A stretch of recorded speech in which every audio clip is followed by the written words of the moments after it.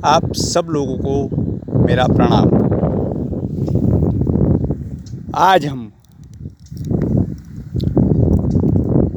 कुंडलिनी क्या है और सुषुम्ना नाड़ी क्या है, वो कैसे जागरूक किया जा सकता है, उसके बारे में आज जानेंगे।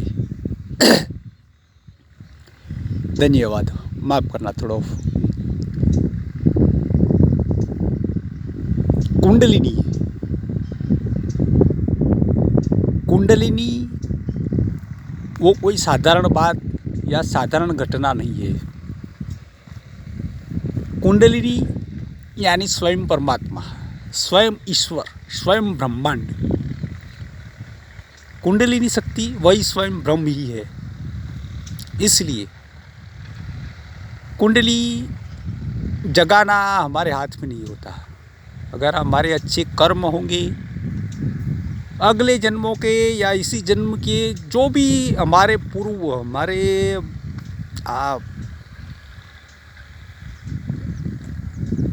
कुटुंब जन और फैमिली वाले के किसी के अच्छे कर्म होंगे, वो सब मिला के सब इकट्ठा होगा, तभी जाके किसी की कुंडली स्वयं प्रकाशित होगी। ये हम कोशिश कर सकते हैं, मगर ये कुंडलिनी शक्ति हमारे हाथ पे नहीं है। वो पूरी पावर, क्योंकि ब्रह्म की पावर है, वो महाशक्ति जो परम सुप्रीम पावर है, वो कुंडलिनी शक्ति वही पावर है। इसलिए बहुत सारे लोग ये जानते हैं, बताते हैं। बहुत सारे ऐसे धर्मगुरु जो है उसके विषय में कुछ जानते ही नहीं, तो भी बताने बैठ जाते हैं। सब लोगों को रास्ता ही भटका रहे हैं, और सब लोग लालच में आके सब भटक भी रहे हैं।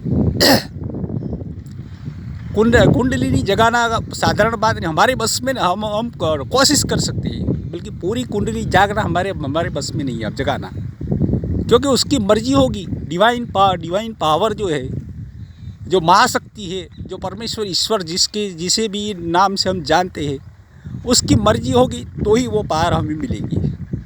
ये कुंडलिनी पावर ये है, क्योंकि पूरा कुंडलिनी जागने से हम पूरा उत्पत्ति भी कर सकते हैं और विसर्जन भी कर सकते हैं। नया कुछ बनाना हो या नया कुछ बिगाड़ना हो तो भी हो सकता है। किसी कुछ नया जन्म देना हो या किसी का कुछ अहित करना हो तो भी कुंडलिनी शक्ति से ये सब हो सकता है। प्रकृति जो सब नया सर्जन करती है, सब नया उत्सर्जन होता है और सब नया विसर्जन भी होता है। सब उत्पन्न भी होता है और सब नष्ट भी हो जाता है। ये कुंडलिनी पावर यही है। कुंडलिनी कोई साधारण घटना नहीं है। कुंडली अगर आप उसके लिए कोशिश करो, जगाना है तो जागेगी, नहीं जागेगी ऐसा भी नहीं। मगर हमें सिर्फ पूरा विश्वास, पूरे आत्मसमर्पण के साथ, पूरा उस ईश्वर, वो डिवाइन ब्रह्म जिसे भी हम जानते हैं, जिस भी नाम से, उसके ऊपर पूरा समर्पण भाव, पूरा हृदय के साथ पूरा समर्पण भाव, बिल्कुल हमारा अहंकार बिल्कुल मिट जाएगा। ना ही हमारे में किसी की कोई लोभ लालच रहेगी, ना हम किसी का अहित करना चाहेंगे। ऐसा भाव अगर हमारे में उठा तो ही शायद डिवाइन, वो ब्रह्म हमें वो पावर दे सकता है, क्योंकि ये पूरी पावर देना उसके हाथ में है। इसलिए कुंडलिनी जगाने के चक्कर में मत पड़िए। अगर आपके सही कर्म अच्छे हैं, अच्छे कर्म आप कर रहे हैं कि आप में दया, करुणा, प्रेम, किसी को मदद करने की अगर आपकी किसी की भावना हो, अगर किसी को आप कुछ अच्छी सलाह देते हो, कुछ देने का, कुछ भी ऐसा, अगर आप में ऐसी भावना होगी तो कुंडलिनी अपने आप ही शुरू हो जाएगी, स्टार्ट हो जाएगी। क्योंकि उसमें उसका पहला लक्षण यही है, कुंडलिनी जगाने के लिए, परमेश्वर तक पहुँचने के लिए अपने आप में प्रेम, दया, करुणा, विनय, विवेक, ना ही किसी की अहित करने की इच्छा, ना ही कोई लालच हमें रखना है। सिर्फ उसके रास्ते में हमें बिना किसी अड़चन के जो भी हो रहा है उसको होने देना है, पूरे समर्पण के साथ उसको स्वीकार करना है।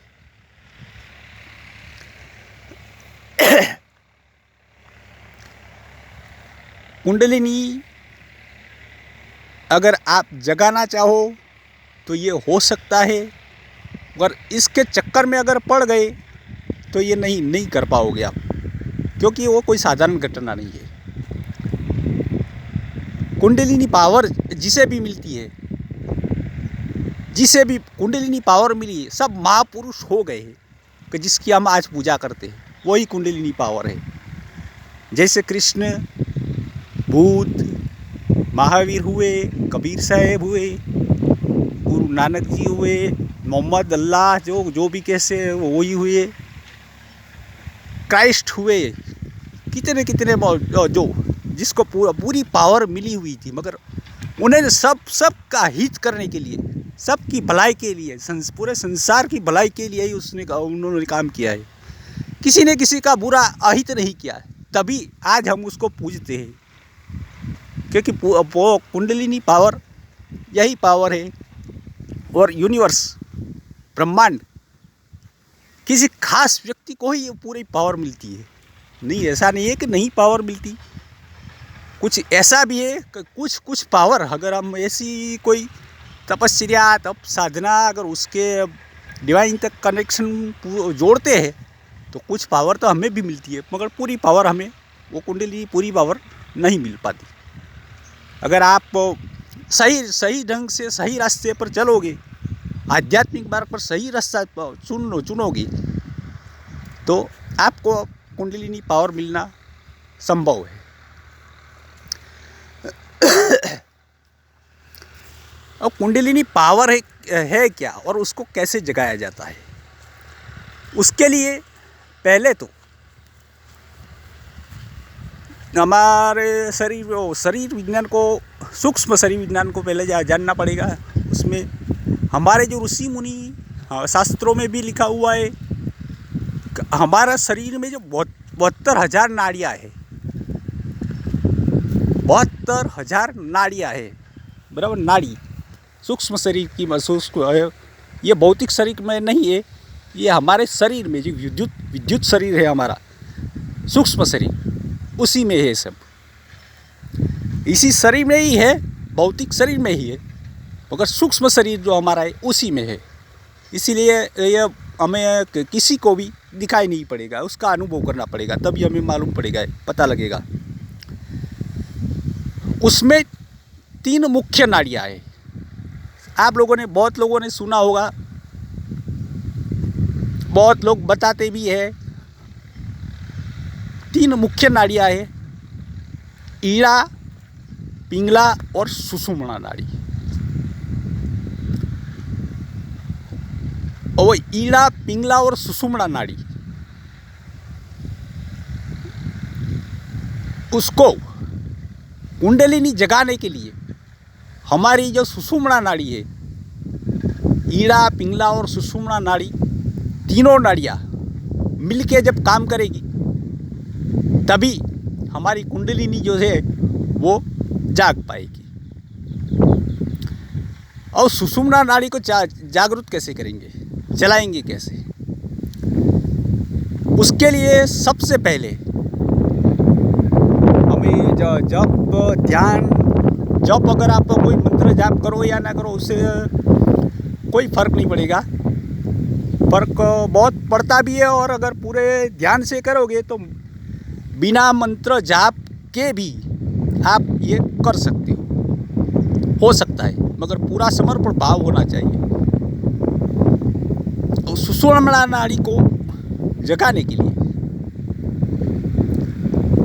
आपको पहले जो हमारी श्वास चल रही है,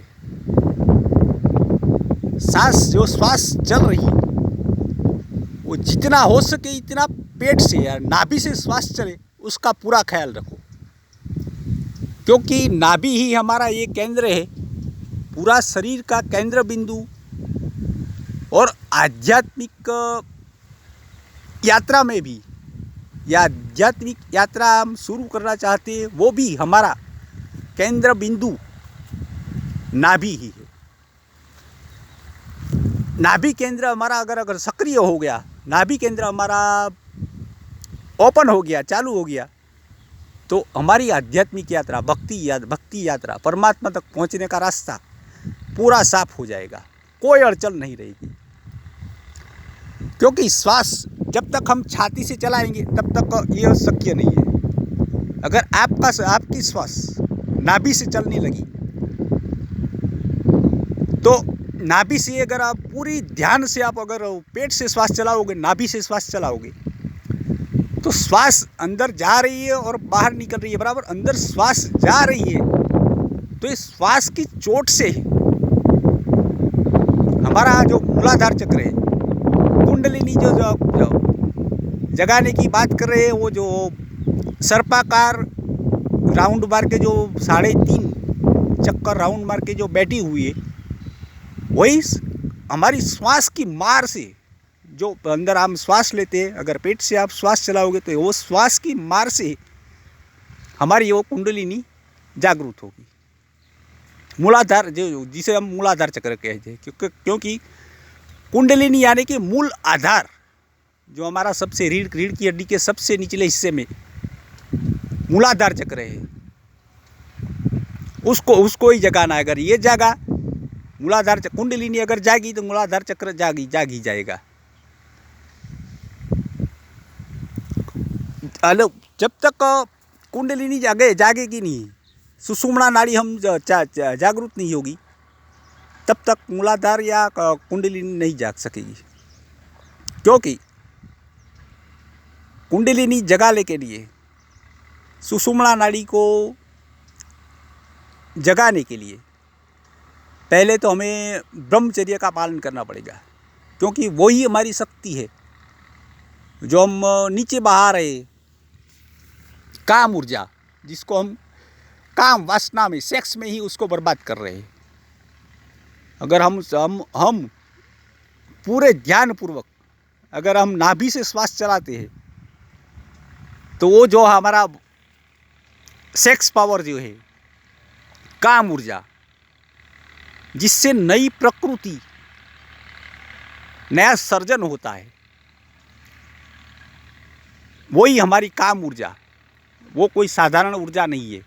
काम हम उसको ऐसे ही बर्बाद कर रहे हैं, ऐसे ही बहा देते हैं, वो पानी की तरह हम बहा देते हैं, मगर ये पानी नहीं है, हम उसको जानते ही नहीं। हम तो सिर्फ उसका मजा ही लेते हैं, सिर्फ काम वासना का, सेक्स का, वो भी कितने मजा, 2 या 5 सेकंड का ही क्षण जो उसमें आप मजा लेते हो, यही है बस सेक्स। अगर आप उसी काम ऊर्जा को अगर आप नाभि से श्वास चलाओगे, तो वही काम ऊर्जा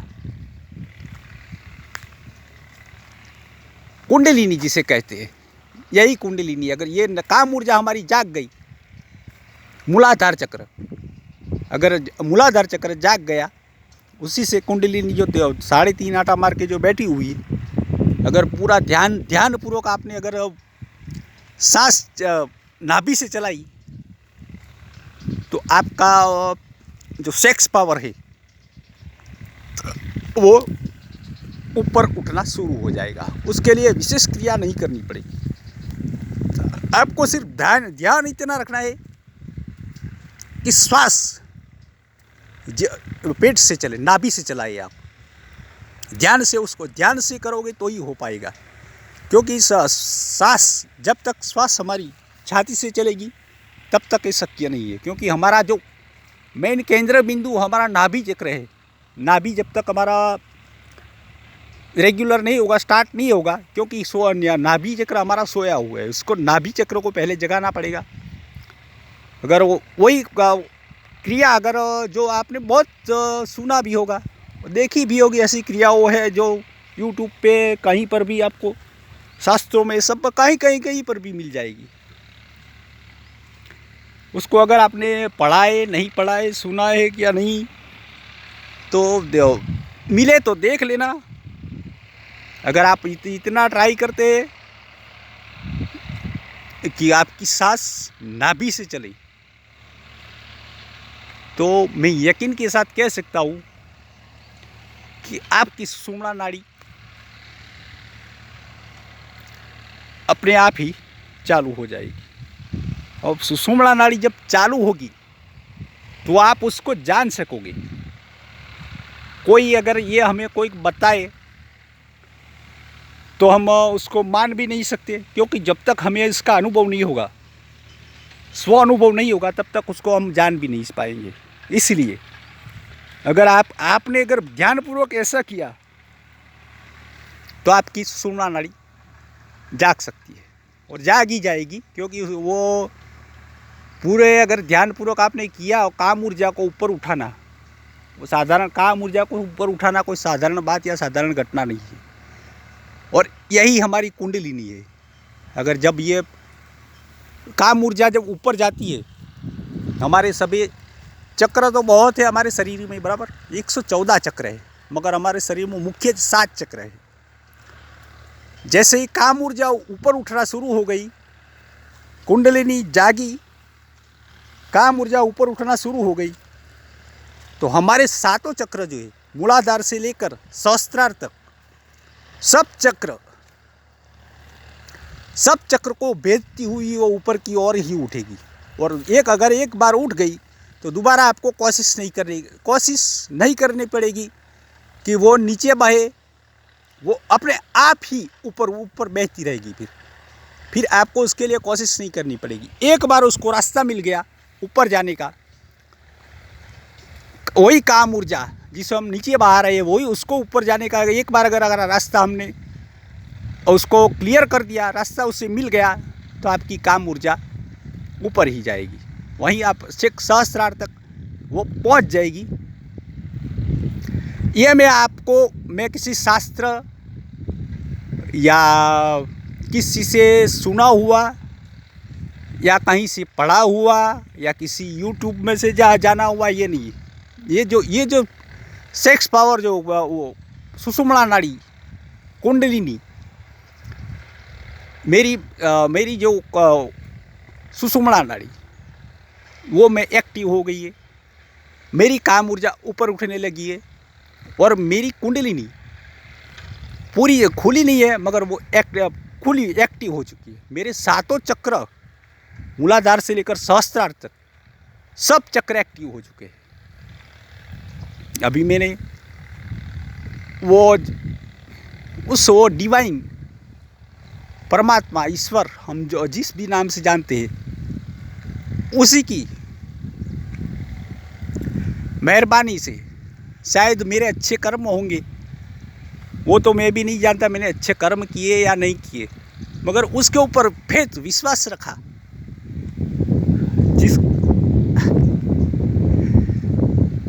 तो आज मेरी कुंडलिनी जाग चुकी है। ये मेरा स्व अनुभव है।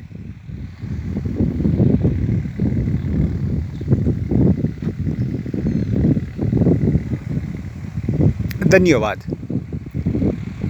आप लोगों ने इतना ध्यान से सुना, इसलिए आप सबको मेरा प्रणाम। आप सबका बहुत बहुत धन्यवाद। अगले वीडियो में हम दोबारा फिर मिलेंगे। धन्यवाद।